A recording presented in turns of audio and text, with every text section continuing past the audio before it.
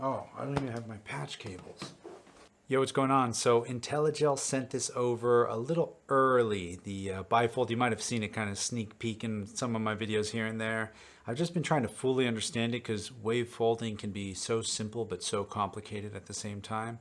I really like this bifold a lot. Thank you, Intellijel, for sending it. No, they haven't paid me for this video, or they're not going to. I'm guessing I'm going to keep this bifold, which is great, and they help me out with like cases and stuff, which is also great. But yeah, I just wanted to explore the bifold specifically because when building a case that is small and performative, one thing I was looking for was a really flexible voice. And this was before I found things like the Surface or the Laquelic Ateritas Percedo. I was like, oh, what if I just take a basic voice and find a way to fold it? I mean, of course, right? This is what wave folders do. They fold waves. I just wanted to find a way to get new tones out of same sounds because at the time I was trying to look at more analog voices that are kind of boring. You know, you got pulse, triangle, sawtooth, sine, and that's about it. So wave folders can kind of turn into new cool things. This one does a ton of stuff, and it actually has a crossfade input, which is really cool, the folding input, and a way to mix the two and do a bunch of stuff. I mean, I'm kind of rambling at this point. I don't fully understand it. I'm sure some scientific video is going to come out about it soon from someone, not me, but there are some really cool things. So check this out. I was reading through the manual today, and you can actually take a mono signal and turn it into a stereo signal, but with a bit of wave folding. So I'm basically just going out of, let me make this a little less confusing. So I'm just going out of, what am I even doing? Okay, there, as simple as possible. Ignore this. So I'm just going out of here, steppy, into here, triggering the Surface. And the Surface's sound sounds like this. Nothing. Oh, right, I should probably plug in the clock. Let me get myself a little reset. Cool, and cool. So this is just the Surface by itself. No wavefolding, nothing, no coloration, a very clean signal. Immediately, if I wanted, I can flip it into fold. So this switch, if I mute this for a second, all that switch is going to do is set it from listening to the direct input and listen to the fold when it comes to the mix. You have out P and out S. These are always going to be the folded version. But where this is cool is, let's say I have another oscillator, which I totally don't. I'm just going to use this octaves one, and I go into S. We don't hear it, but you can actually smoothly crossfade, completely gone from one signal.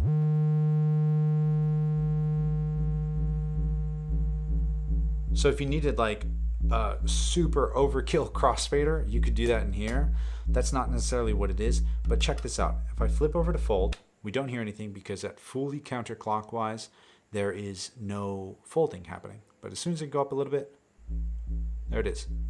Basically just the signal by itself.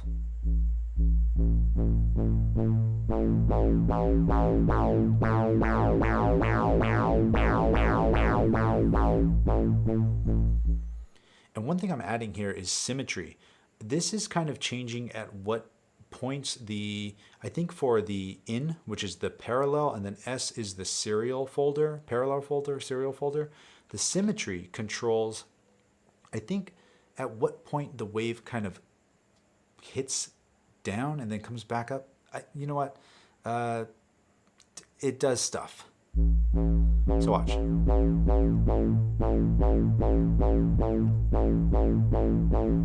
Right, and if we were to do this in S, I think S is a bit more dramatic. If we crossfade over into that, fold it. Now we mess with that.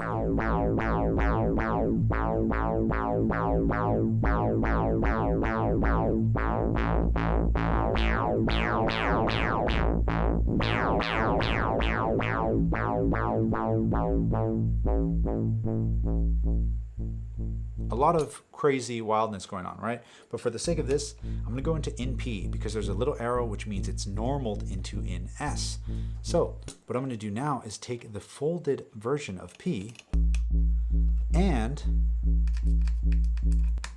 now we only hear it in the left. I'm going to take the folded version of S and put that in the right ear. You hear that? Listen to that. Huge stereo field. And this is with wave folders. If we turn off the symmetry, go to a new model. Cool. Very simple, plucky little bell sound, but listen.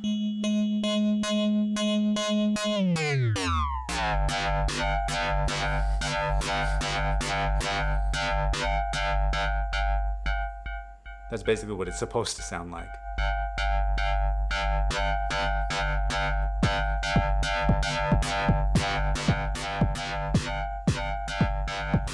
Mess with the symmetry. Now I'm just changing what's happening in the right ear.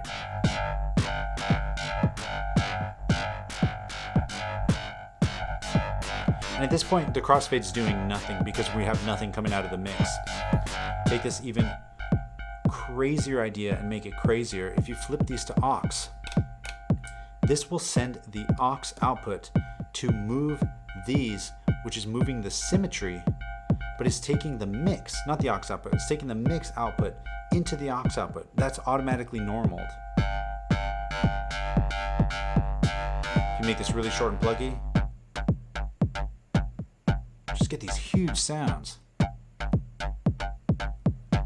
Maybe let's, do I want to do this? Yeah, let's do this. Let's say here. So I just want to add a little bit of mimetic. We'll go into the pitch, and then I'll go out of there.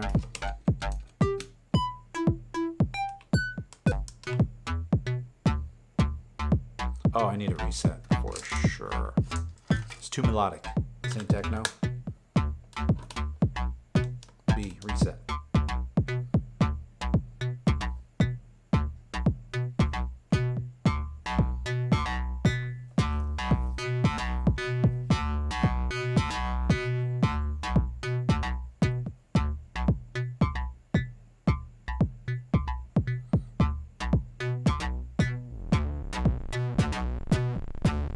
Ugh.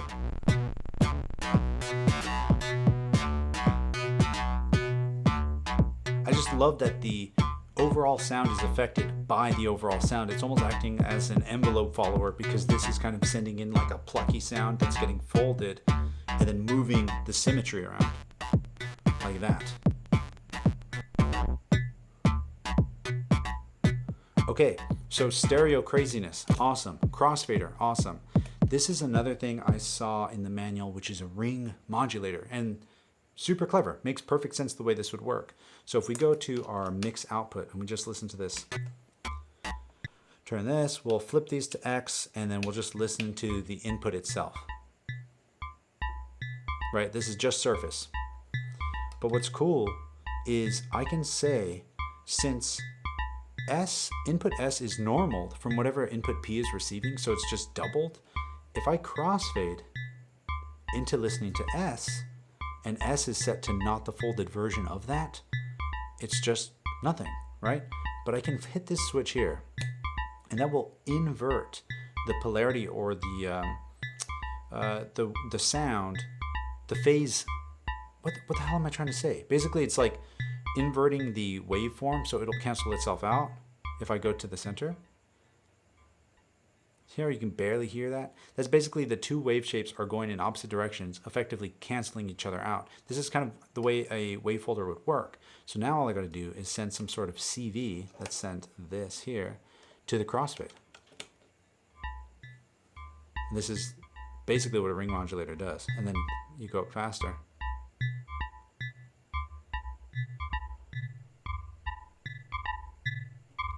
A little slower. What's cool here is you can actually get these like, again, this is the normal sound. Let's try and find a better one. Cool, like a simple bass like this, right? Check this.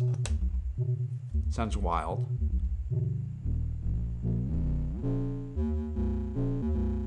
And I was trying to find an LFO to borrow earlier today.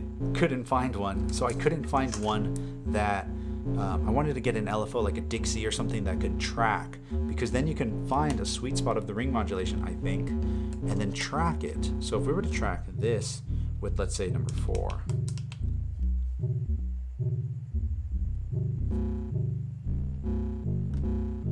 We'll 0 show that.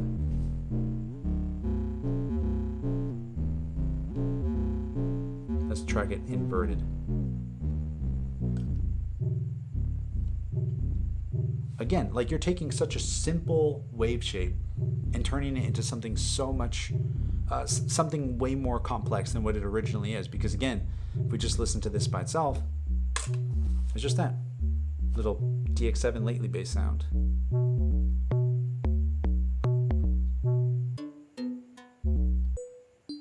That might be cool. Let's see what that sounds like with the ring modulator. Let's fold these now. So when you fold these, they aren't, when it comes to the mix, they're not going to be, there's not going to be ring modulation or canceling each other out because of the way the two wavefolders work. They're not the same wavefolder. I just love the way this thing sounds with really deep sounds.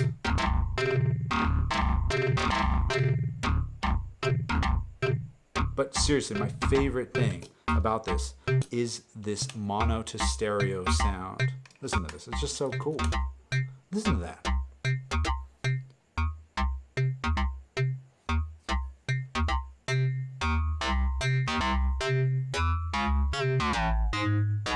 Let's go to the, what is this called? Dark mode?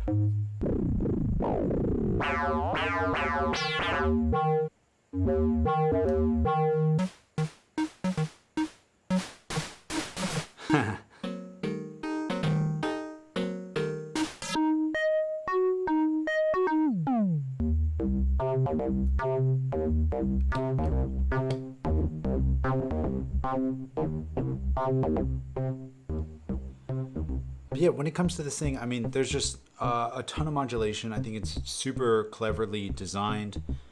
If you're not too into wavefolders, I guess technically it could go like a little too harsh for some people. If you, I mean, if that's a thing, it is for me. I personally find this being just kind of in a nice, fun, it's just fun. Like taking this to a whole new dimension. You just add some drums.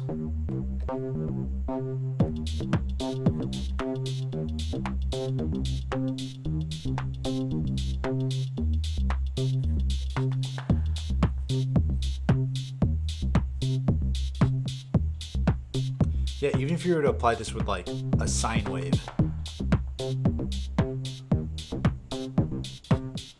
I mean, that's really it. This thing gets kind of crazy, pretty wild. I like using the surface with it because it's already a dynamic wave shape, and being able to fold that into a new sound and then do the whole stereo thing is really cool. I don't do a lot of, this is the first time, literally, I've ever done anything stereo with a modular system. And yeah, this is dope.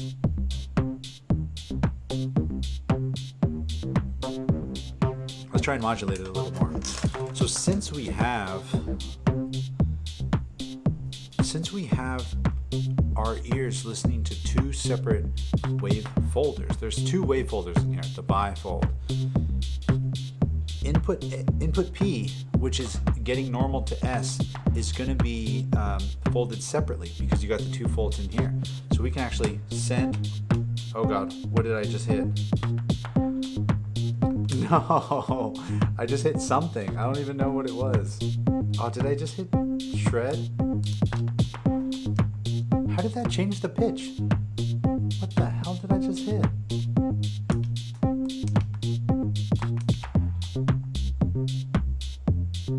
Whatever, that's groovy. Cool, all right, so let's fold P different, and then let's fold S different. Turn these up. We don't hear anything yet. until we start.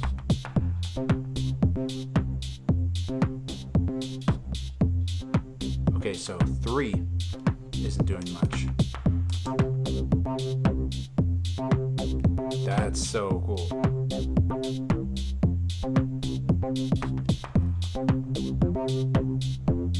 Then we got the symmetry. We're flipped to aux. So right's going a little hard. It's so weird to try and think like, okay, my right ear is this fader, my left ear is this fader.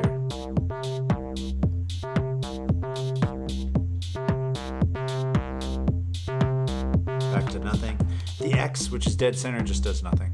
It just ignores the symmetry. It just makes it perfect.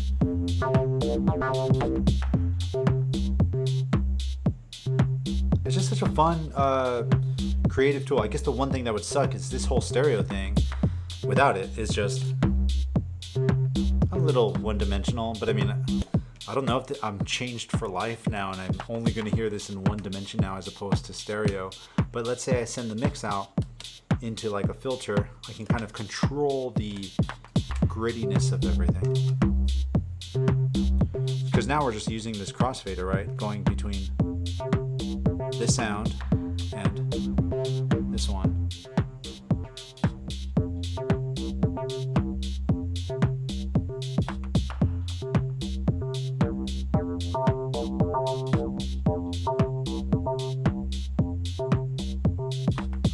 You know what? Let me multiply this trigger.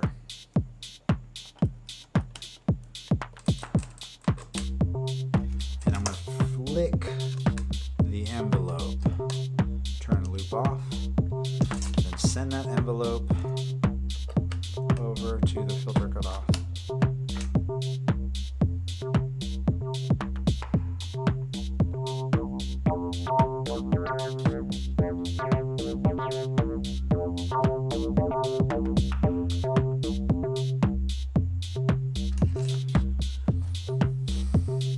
How would I want to add a little more. Oh, I think I figured it out. I wanted to add more movement to the crossfade in general. So that's going into these two here, which is 3 and 4. I can send this LFO to this here. This is getting confusing fast. Out of here into the additive of those. And I need one more cable. 1 second. Grab another one just in case. Okay, so then I'll take this one and put it into the additive section.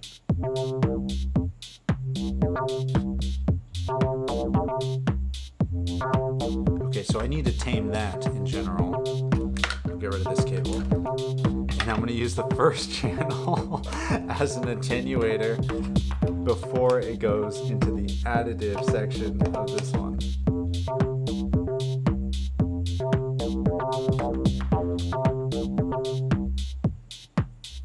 See, it gets to a point where there's no folding, and if there's no folding, there's no sound. What if I just flip this into the bipolar mode?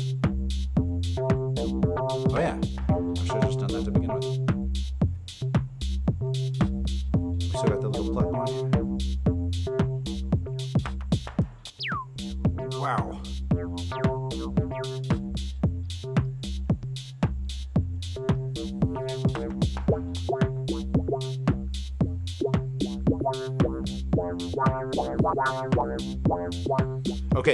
Okay, so I'm gonna leave it here, but before I go, let's just listen to Unfolded. Oh, I just completely lied to you. That was not unfolded at all. This is unfolded. Shut up. So this is unfolded. Yeah, that's how much that is doing. And then we'll just do this. This is perfect. So then I can take the right output and go into NP. Folded. Regular. Yo, this is the perfect way to demo this.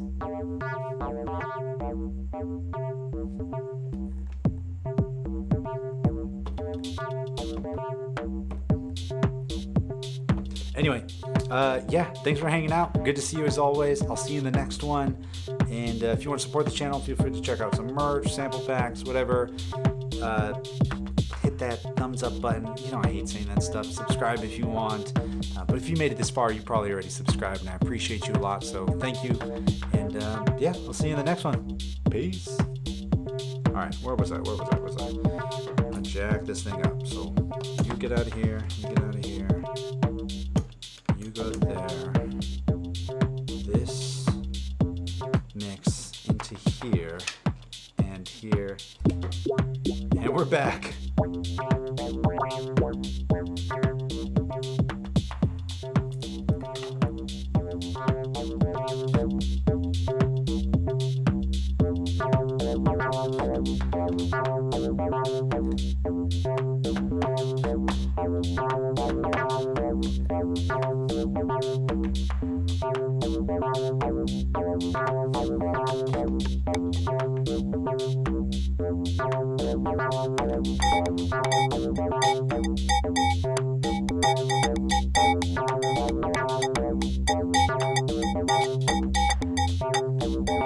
And you turn that way down.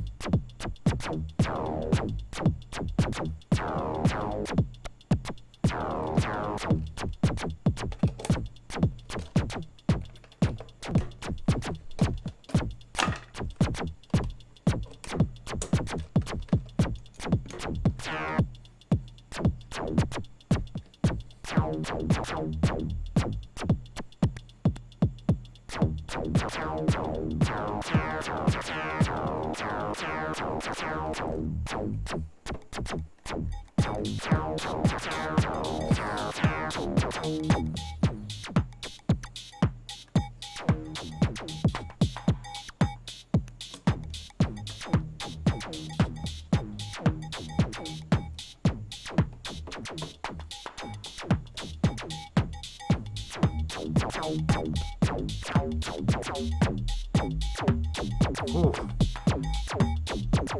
Oh.